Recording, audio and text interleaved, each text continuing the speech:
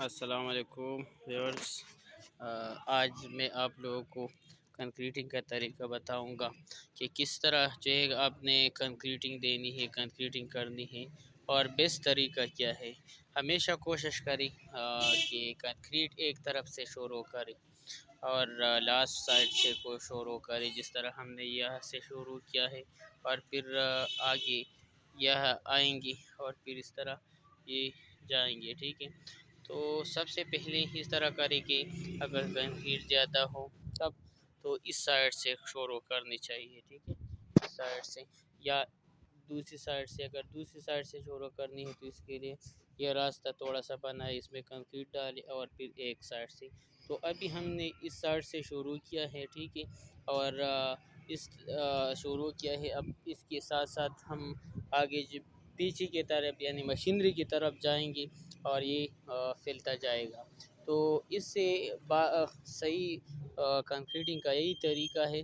اگر کوئی ٹھیکیدار اپنی آسانی کے لیے یہ کہے کہ مجھے پہلے جو ہے وہ بیم جو ہے بھرنی ہے یا کنکریٹنگ کرنی ہے، تو اس کو کبھی بھی اجازت مت دینا، ٹھیک ہے۔